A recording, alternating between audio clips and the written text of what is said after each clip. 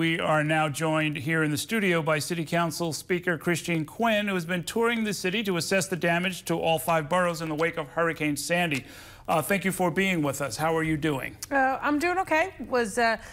Did 2 helicopter tours with the mayor and Senator Schumer, and then also visited in Breezy Point. And the damage, as you saw in Breezy Point, is devastating. I mean, 110 homes burned to the ground. Looks like, pictures from World War II. It's just terrible. But I got to tell you, one of the first things somebody said to me when I got to Breezy today was, "Hey, Quinn, make sure you can help me with the building permits." It's a terrible fire. They're completely flooded, but that Breezy Point spirit is alive and well, and this community will get rebuilt.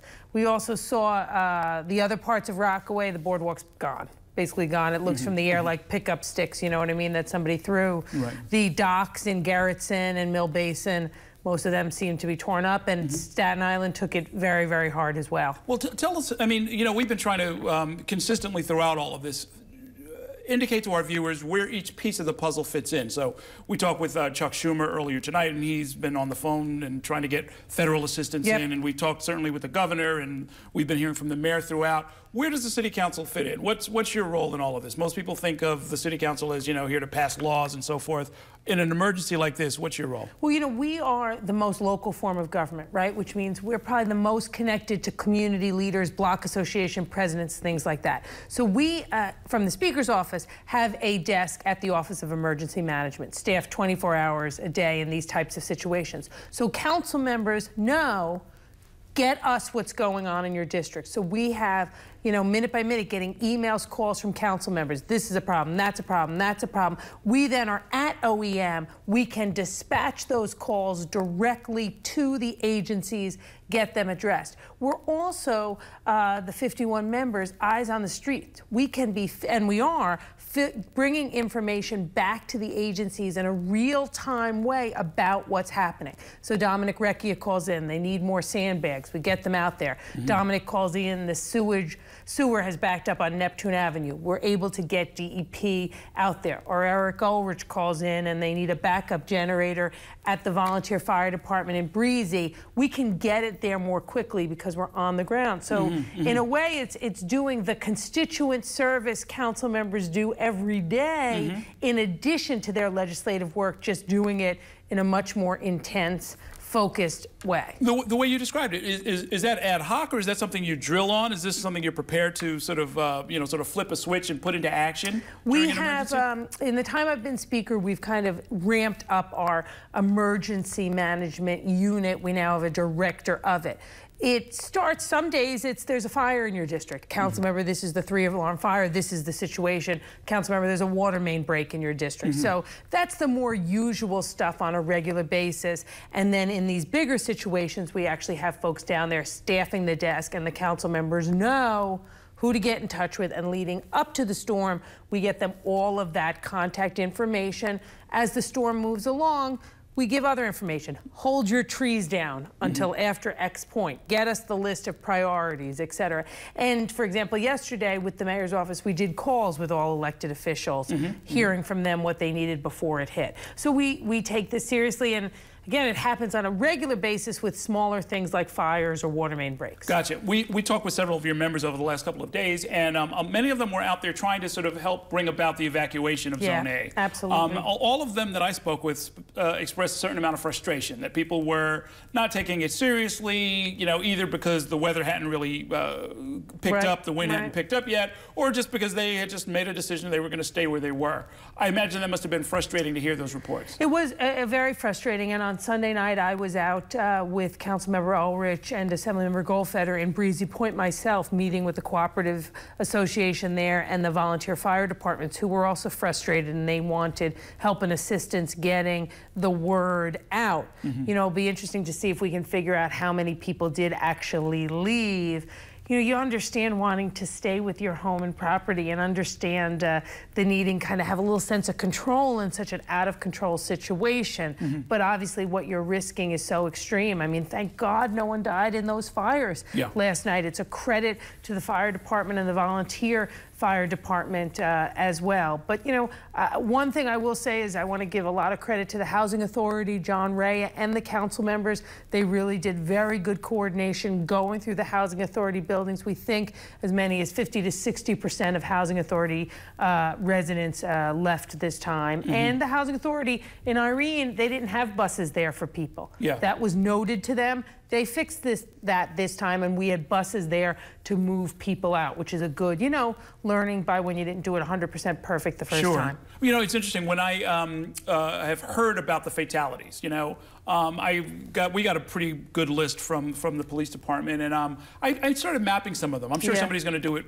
comprehensively, but you know, with only a couple of exceptions, they mostly were not in the evacuation zones. I mean, I know there were a couple of people down in Oakwood and you know, in Staten Island near Great Kills, yeah, and that's a tragedy. But for the most part, if you compare the number of people who actually died and were in that zone when they probably shouldn't have been, and you compare that to the 300 or 400,000 people living in the area, it was by and large, I would say, pretty successful. Absolutely. Whether people left or not, at least they came through it okay. Either it was people left or people heeded the warning in a different way, going to a higher floor, moving things off of their windowsills, whatever, to prepare themselves. That's a very good point. I mean, we had 375,000 people we urged to mandatorily evacuate. We have at the moment 18 people who've tragically died in the storm, and some significant number of those were outside of Zone A, and that is a very, very good point. Obviously, though, we're going to try to learn from each one of those deaths to figure out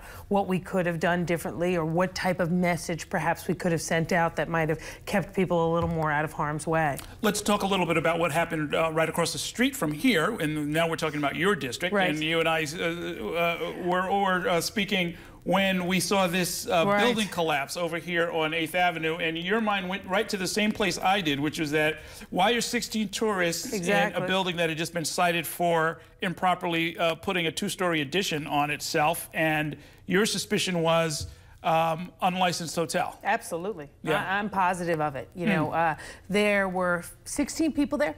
They were all tourists. Not one of them was a resident of that building. That is a residential building on 8th Avenue. I got last night from people who were there the phone number the tourists used and the name of the woman and the company she works for, who they called to book their room. So this is an illegal hotel, which I would say is in for a world of New York City enforcement focus as soon as we get out of this phase of the storm. And you know, the tragedy here is, one, bunch of apartments people need now aren't apartments. Two, tourists put money down. They thought they were going to be in a safe hotel. Sure. They were in a dangerous situation. And I would argue, I don't know, in fact, yet, but that the effort to push the tenants out so they could then make it a hotel was part of why the building was so structurally unsound that the front would just fall off. Whoever let that happen, the owner probably, is going to have to be held accountable, because we had tenants, tourist lives that could have been lost. We had all that rubble. Thank God nobody was walking by. We had firefighters and police officers who are safe, did a great job, but could have been injured and were not able to do other hurricane work because they were there dealing with a landlord who more than likely push tenants out to try to make a quick buck as an illegal hotel. Yeah, it's a very interesting sort of counterfactual instance to those who think that this is a victimless crime. I mean, this was pretty scary stuff. Absolutely. Let's talk about the rest of your district. We're in Lower Manhattan. This building, the hotel where we're staying, everywhere around here, completely blacked out. The street lights are all out. So is that your whole district that is all blacked out? You've got you're mostly in Lower Manhattan. Yeah, I go up to 55th Street. So basically everything, give or take, south of 31st Street is out, and I have the west side of that. So a huge part of my district is without power, as is a big part of Lower Manhattan. Including your home, I would think. My home is without power, yeah. Okay, so I'm only, not on a super high floor, so it hasn't been that much of a problem at all. And I filled up my bathtub and my pots with water, as I instructed myself and others to do. But you know, we are without power in Manhattan for a couple of reasons. One, Con Ed in a preventive way powered down some of the steam systems, which turned power down in Manhattan and some other parts of the city. And then, of course, we had the 14th Street transformer that ended up getting, in a surprising way, flooded last night, and there was an explosion there that has caused other parts of Manhattan that weren't powered down to go without power also. This morning, there was about 500,000 Con Ed customers without power. A customer is a building, not a person in that count. It's been rolling back on. I don't know exactly. Could be at about 400,000 customers right now. Manhattan's different than the other parts of the city where it's mostly overhead power lines that have been pulled down. You know, and although it's obviously very annoying to be without power, I think most people in Manhattan are just grateful when they see what other parts of the city and other New Yorkers are suffering through right now. We'll get through being without power. Let me ask you for an early read on what we heard from Courtney Gross, our reporter, just a few minutes ago, which is that there are a number of people who are going to be in shelters for more than a few days until subways are back or their buildings are safe or other things happen. Many of those shelters happen to be schools, and we're trying, of course, to get the schools back online as well. It looks like those two schedules are almost certainly going to collide sometime early next week. And there's an awareness of that at the Office of Emergency Management, and obviously discussions are going on between Chancellor Walcott, Deputy Mayor Gibbs, and others, and how do we balance that out? Because making sure people have the housing they need, critical.